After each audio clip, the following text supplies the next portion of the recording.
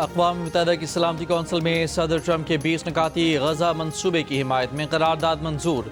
غزہ کے لیے بین الاقوامی استحکام فورس کی تعیناتی اور غزہ میں عبوری حکومت کے قیام کے انعقاد پر بھی تبادلہ خیال۔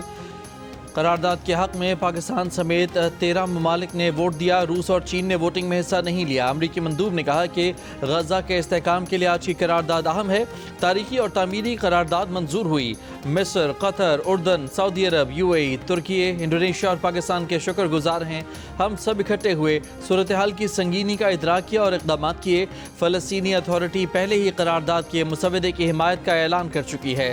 ٹرمپ منصوبے میں حماس کو غیر مسلح کرنا اور غزہ کی تعمیر نو بھی شامل ہے۔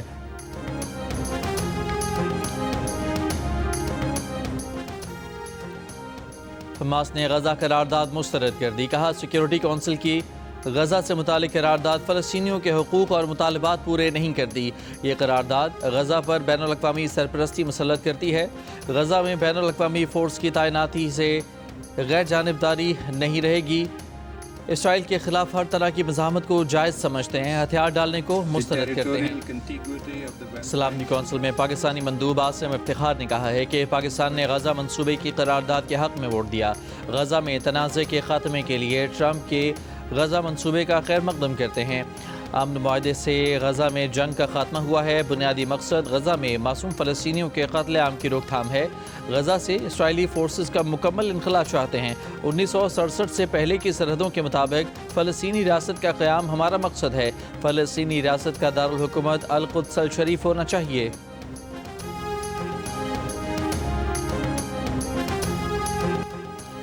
امریکی صدر ٹرمپ کا سعودی عرب کو F-35 لڑاکا طیارے فروخت کرنے کا اعلان۔ اوول آفس میں کہا کہ سعودی ولی عہد آج امریکہ پہنچ رہے ہیں۔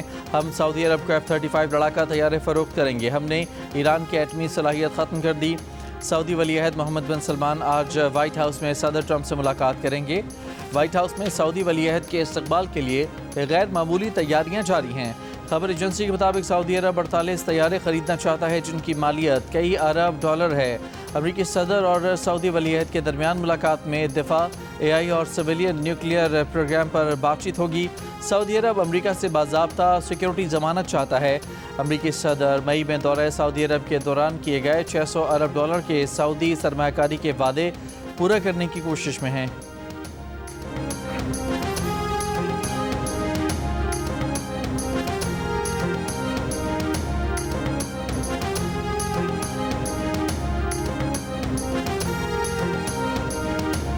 سیاسی کے طور پہ منصوبہ نظر جناب فیصل ممتاز راٹھور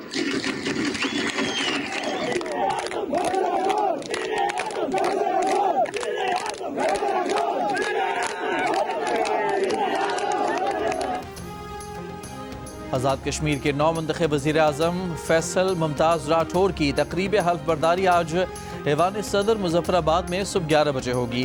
حلف برداری میں شرکت کے لیے پیپلز پارٹی کی رہنما فریال طالپور بھی مظفر آباد پہنچ گئیں۔ چیئرمین پیپلز پارٹی بلاول بھٹو زرداری کی شرکت کا بھی امکان۔ پیر کو وزیر اعظم آزاد کشمیر چودھری انوار الحق کے خلاف تحریک عدم اعتماد کامیاب ہوئی تھی۔ ان کی اپنی ہی کابینہ کے رکن رہنے والے پیپلز پارٹی کے امیدوار فیصل ممتاز راٹھور کو وزارت عظمیٰ کے لیے 36 ووٹ ملے، مخالفت میں 2 ووٹ آئے۔ پیپلز پارٹی نے عدم اعتماد کے لیے 38 ارکان کی حمایت کا دعویٰ کیا تھا۔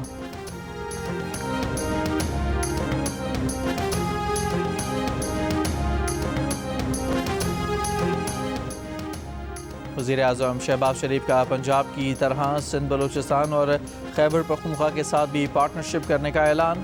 کراچی کینٹ اسٹیشن کی اپ گریڈیشن کی افتتاحی تقریب سے خطاب کرتے ہوئے وزیر اعظم نے کہا تھرکول کو ٹرانسپورٹ کرنے کے لیے وفاق اور سندھ حکومت کا اشتراک ہے۔ جو رقم درکار ہے مہیا کریں گے۔ وسط ایشیا میں ریلوے کی بڑی ضرورت ہے، کوشش کریں پاکستان کو ریلوے کے ذریعے دیگر ملکوں کے ساتھ جوڑ دیں۔ بنگلہ دیش کی عدالت نے سابق وزیر اعظم شیخ حسینہ واجد کو سزائے موت سنا دی۔ بنگلہ دیش کے بین الاقوامی جرائم کے 3 رکنی بینچ کی سماعت میں انسانیت کے خلاف جرم حسینہ واجد کو سزا ان کی غیر موجودگی میں سنائی گئی۔ انہیں تشدد پر اکسانے اور قتل کے حکم دینے پر عمر قید کی سزا بھی سنائی گئی ہے۔ عدالتی فیصلے میں کہا گیا کہ لیک فون کال کے مطابق حسینہ واجد نے مظاہرہ کرنے والے طلبہ کے قتل کے احکامات دیے، طلبہ کے مطالبات سننے کے بجائے فسادات کو ہوا دی۔ طلبہ کی تحریک طاقت سے دبانے کے لیے توہین آمیز اقدامات کیے گئے، مظاہرین پر ڈرون، ہیلی کاپٹر اور مہلک ہتھیاروں کا استعمال کیا گیا۔ عوامی لیگ سیاسی سرگرمیاں جاری نہیں رکھ سکتی، عدالتی فیصلے کے بعد ڈھاکہ میں شیخ مجیب الرحمان کے گھر کے باہر مظاہرے کیے گئے۔ حسینہ واجد نے 2024 میں بطور وزیر اعظم اپنے خلاف چلنے والے طلبہ تحریک پر کریک ڈاؤن کا حکم دیا تھا۔ عدالتی فیصلے کے بعد بنگلہ دیش نے بھارت سے حسینہ واجد کی حوالگی کا مطالبہ کیا۔ وزارت خارجہ نے کہا کہ بھارت دو طرفہ معاہدے کے تحت شیخ حسینہ واجد اور سابق وزیر داخلہ کو حوالے کرنے کا پابند ہے۔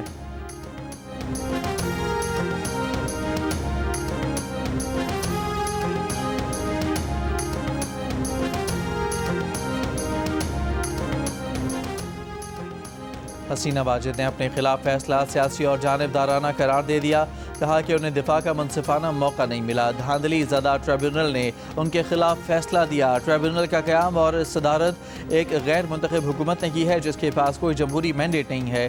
حسینہ واجد نے کہا کہ ہم نے حالات کا کنٹرول کھو دیا تھا، جو کچھ ہوا اس کو شہریوں پر حملے کی منصوبہ بندی قرار نہیں دیا جا سکتا۔ حامی پریشان نہ ہوں، ہر چیز کا حساب لیا جائے گا۔ بنگلہ دیش کی سابق وزیر اعظم شیخ حسینہ اپنی حکومت کے خاتمے کے بعد سے بھارت میں موجود ہیں۔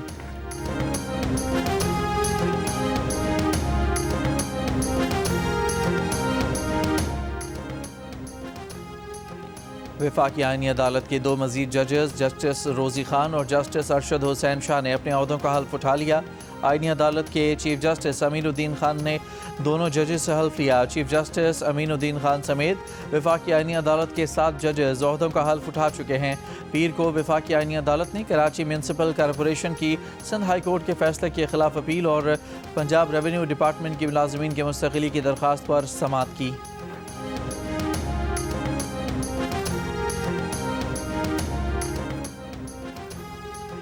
اپوزیشن اتحاد کا آئین کی بحالی کی تحریک شروع کرنے کا اعلان۔ آج پارلیمنٹ سے سپریم کورٹ تک واک کی جائے گی۔ اسد قیصر نے کہا کہ امن و امان کا قیام سیکیورٹی اداروں اور حکومت کی ذمہ داری ہے۔ حکومت سارا دن مخالفین کے خلاف کیسز بنا رہی ہے، ناجائز آئینی ترامیم کر رہی ہے۔ علامہ راجہ ناصر عباس نے کہا کہ یہ ملک میں باہر نکلنے کا وقت ہے تاکہ آئندہ نسلوں کو بچایا جا سکے۔ لاہور ہائی کورٹ بار کا جنرل ہاؤس اجلاس، وکلاء کا احتجاج اور ریلی، 27ویں ترمیم کے خلاف نعرے۔ وکلاء نے جی پی او چوک سے ججز گیٹ اشارے تک ریلی نکالی۔ سلمان اکرم راجہ نے کہا کہ ہمیں اپنی نسلوں کے لیے اٹھنا ہوگا، گھروں میں نہیں بیٹھ سکتے۔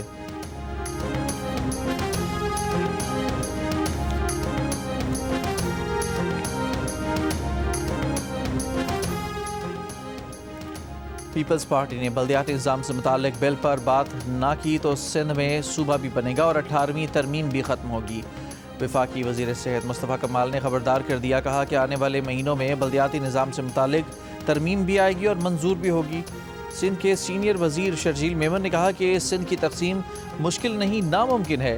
سندھ کوئی کیک نہیں ہے کہ اس کو بانٹ دیا جائے۔ ایم کیو ایم کے پیروکار ان کی طرح ملک کو توڑنے کی باتیں کریں گے۔ متحدہ اپنی مردہ سیاست میں جان ڈالنا چاہتی ہے۔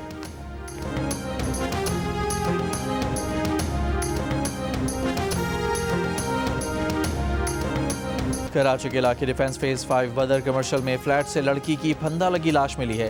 پولیس کا کہنا ہے کہ لاش کا پوسٹ مارٹم ہونے کی بعد صورتحال واضح ہوگی۔ لڑکی کی 1 ماہ قبل شادی ہوئی تھی۔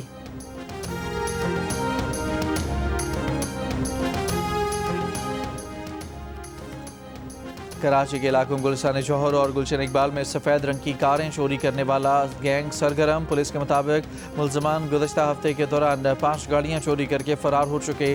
ملزمان صبح 6 سے 10 بجے تک وارداتیں کر رہے ہیں۔ یہ ملزمان اس سے قبل ناظم آباد میں وارداتیں کرتے رہے ہیں۔ سی سی ٹی وی فوٹیج میں دیکھا جا سکتا ہے کہ ملزمان شناخت چھپانے کے لیے کیپ اور ماسک لگائے ہوئے ہیں۔ چوری کی گئی گاڑیاں تاحال برآمد نہیں ہو سکیں۔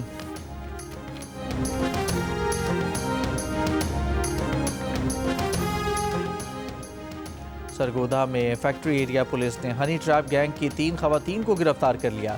پولیس کے مطابق خواتین شہریوں کی غیر اخلاقی ویڈیوز بنا کر بلیک میل کرنے میں ملوث ہیں۔ گینگ کی دیگر 7 خواتین کی گرفتاری کے لیے چھاپے مارے جا رہے ہیں۔ حیدرآباد میں پٹاخہ فیکٹری دھماکے میں جاں بحق مزید 1 شخص کی شناخت ہو گئی۔ پولیس کے مطابق جاں بحق اسد خان پٹاخہ فیکٹری کا مالک ہے۔ واقعے میں 10 افراد جاں بحق اور 3 افراد زخمی ہوئے۔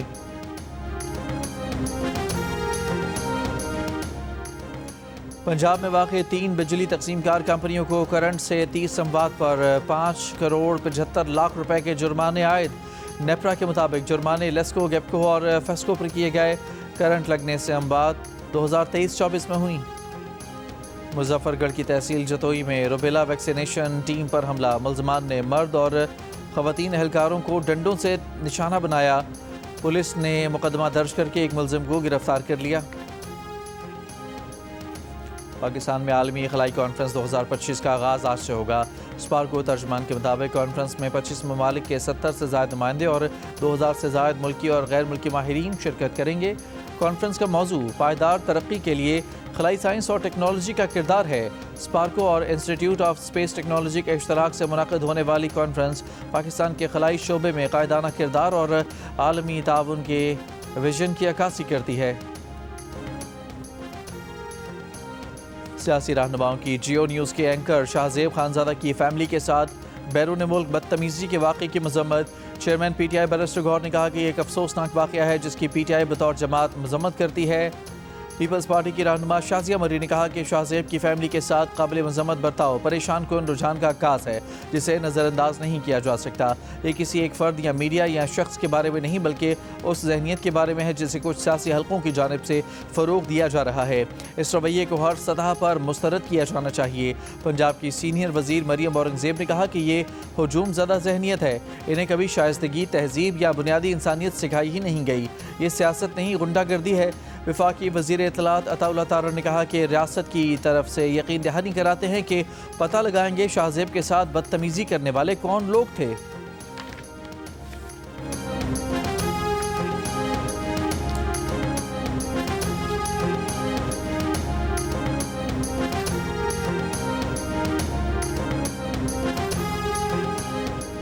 Pakistan federal union of journalist کا اینکر شاہزیب خانزادہ کو ہراساں کیے جانے پر اظہار تشویش۔ واقعے کی مذمت پی ایف یو جے کے صدر افضل بٹ اور سیکرٹری جنرل ارشد انصاری کی جانب سے جاری ایک مشترکہ بیان میں کہا گیا ہے کہ میڈیا مواد پر تنقید اپنی جگہ، مگر کسی بھی تنقید کو دھمکی، خوف دلانے یا ذاتی کردار کشی کی شکل نہیں اختیار کرنی چاہیے۔ پی ایف یو جے کا ہراسانی میں ملوث فرد یا افراد کے خلاف قانونی کارروائی کا مطالبہ۔ برطانیہ نے اسائلم کے نظام میں اصلاحات کا منصوبے کا اعلان کر دیا۔ سیاسی پناہ حاصل کرنے میں ناکام رہنے والوں کو ملک سے نکال دیا جائے گا۔ وزیر داخلہ شبانہ محمود نے پارلیمنٹ سے خطاب میں کہا، پناہ حاصل کرنے والوں کو برطانیہ میں عارضی قیام کی اجازت ملے گی۔ 5 کے بجائے 2.5 سال بعد پناہ کی حیثیت کا جائزہ لیا جائے گا۔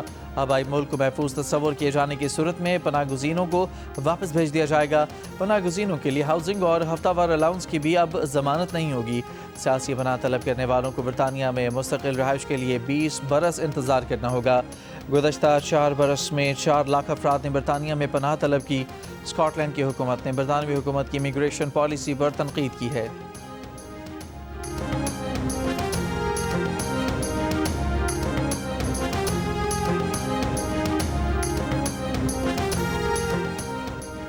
برطانیہ کے مختلف حصوں میں شدید سردی کی لہر برقرار، برفباری کی یلو وارننگ جاری۔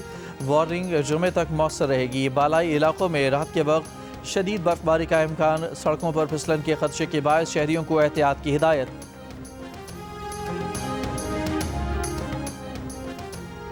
امریکہ کے معروف ماحولیاتی ماہرین نے انکشاف کیا ہے کہ 2050 تک پاکستان خطرناک ماحولیاتی تبدیلیوں کا شکار ہوتا رہے گا۔ پروگرام کیپٹل ٹاک میں ڈاکٹر ارم ستار نے کہا، 2050 تک ہمیں مزید سیلاب کا سامنا کرنا پڑے گا اور اس کے علاوہ خشک سالی کا بھی سامنا کرنا پڑے گا۔ باسٹن یونیورسٹی کے ڈاکٹر عادل نجم نے کہا کہ ماحولیاتی تبدیلیوں نے تقریریں نہیں سننی، اس لیے جو کرنا ہے وہ کرے گا، اس سے ہر شخص متاثر ہوگا۔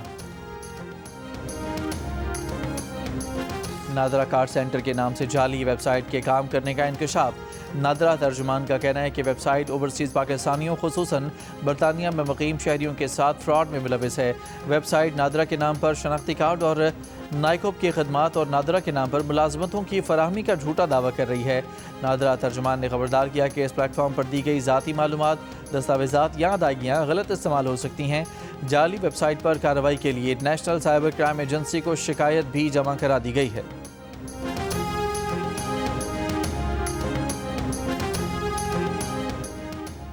قطر میں جاری ایشیا کپ رائزنگ سٹارز میں آج پاکستان کا مقابلہ UAE سے ہوگا۔ میچ پاکستانی وقت کے مطابق دوپہر 2:30 بجے شروع ہوگا۔ شام 7:30 بجے دوسرے میچ میں بھارت اور عمان کی ٹیمیں آمنے سامنے ہوں گی۔ پاکستان نے گزشتہ میچ میں روایتی حریف بھارت کو 8 وکٹوں سے شکست دی تھی۔ اور جنگ اور جیو کے اشتراک سے آرٹس کونسل کراچی میں ورلڈ کلچر فیسٹیول جاری۔ فیسٹیول کے 58ویں روز کینیا کے مصور اونیسموس اوکامار نے ورکشاپ کرائی۔ آرٹس کونسل آرٹ اسکول کے طلباء کو مصوری کے گر سکھائے۔ فرانس کے ایمبیسڈر نکولس گیلے بھی ورکشاپ میں شریک ہوئے۔